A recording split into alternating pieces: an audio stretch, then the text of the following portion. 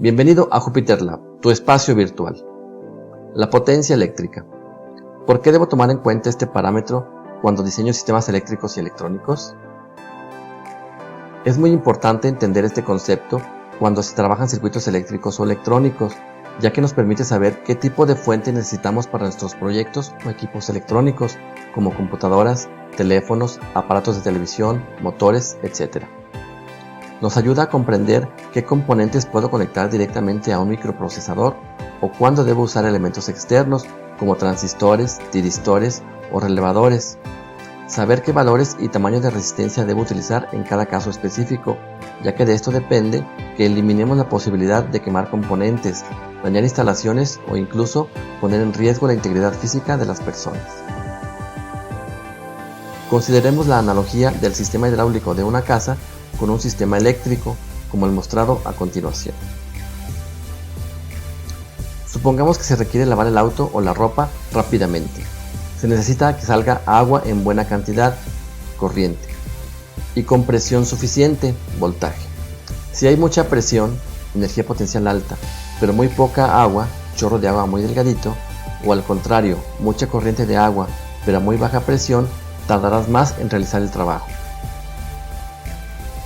La potencia es la velocidad a la que se realiza el trabajo, por lo tanto tendrás más potencia si tienes una buena cantidad de agua y con una buena presión. Se necesitan ambos elementos para tener una capacidad de trabajo elevada. Ahora, desde el punto de vista eléctrico.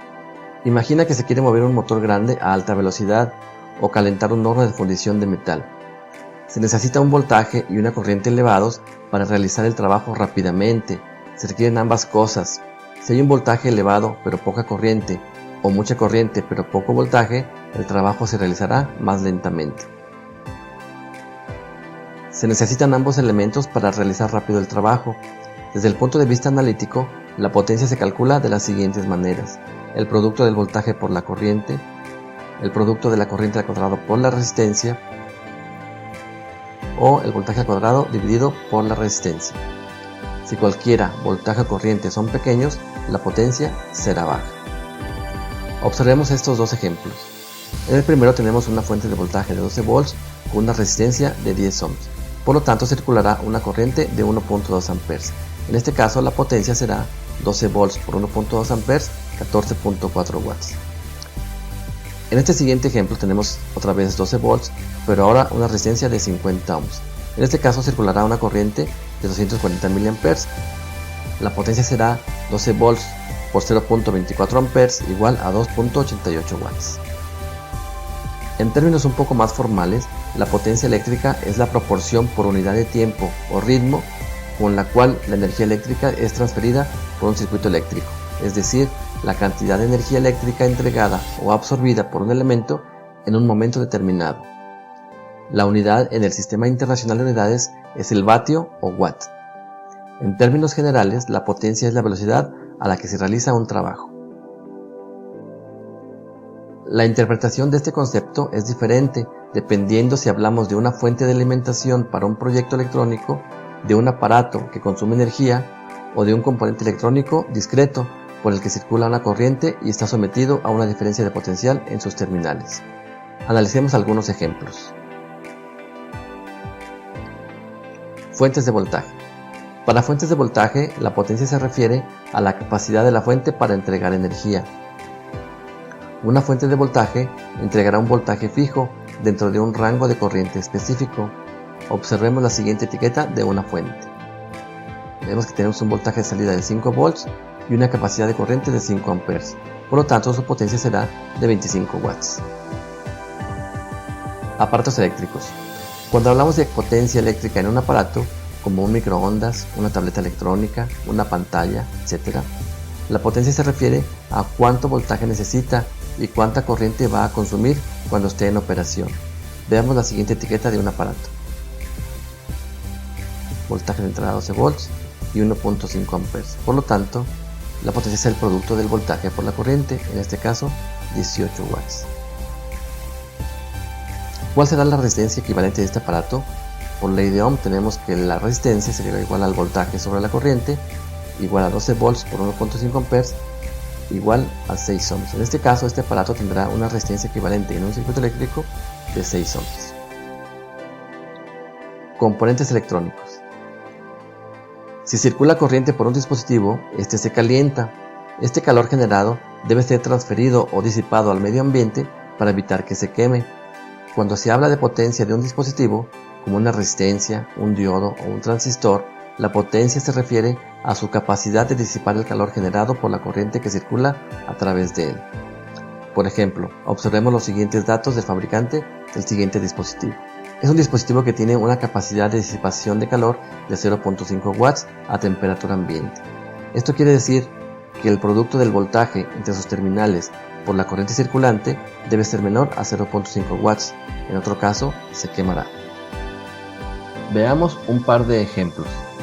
Considera el siguiente circuito con una fuente de voltaje de 5 volts y una resistencia de 120 ohms.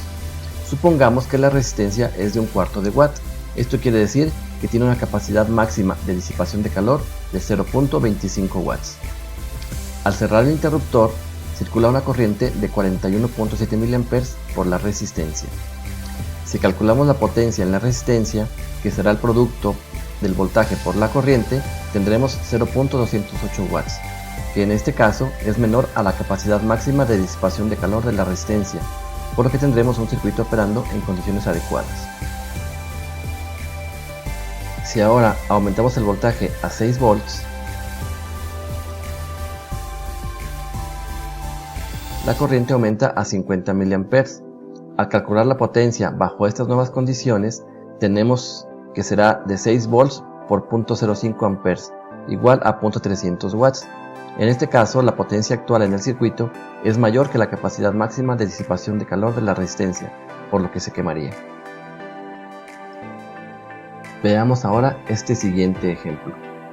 El circuito tiene una fuente de 5 volts, pero ahora la resistencia es de 10 ohms a 2 watts. Al cerrar el interruptor, vemos que circula una corriente de 500 mA o 0.5 amperes. La potencia será entonces 5 volts por 0.5 amperes, 2.5 watts. Si la resistencia es de 2 watts, bajo estas condiciones se quemaría. Si quitamos la opción de componentes indestructibles en el menú Options de Crocodile Clips y simulamos nuevamente el circuito, vemos que la resistencia se quema, ya que la potencia actual del circuito es mayor que la capacidad de disipación de calor de la resistencia. Establezcamos el circuito. Aquí nos dice que la potencia disipada fue de 2.5 watts, el máximo que tenía es de 2 watts, por lo tanto el componente se destruyó o se quemó. Como puedes observar, los componentes electrónicos discretos están fabricados o empaquetados de diferentes formas y tamaños. A esto se le denomina encapsulado. El propósito principal del encapsulado es disipar el calor que se genera durante la operación del mismo. Cuando se diseñan circuitos electrónicos, se debe calcular la potencia que deberán disipar los componentes. Cuando compramos los componentes, debemos especificar a qué potencia los necesitamos para evitar que se quemen. Síguenos en nuestras redes sociales para acceder a nuevos contenidos. Gracias por acompañarnos y recuerda, ser o no ser, tú decides.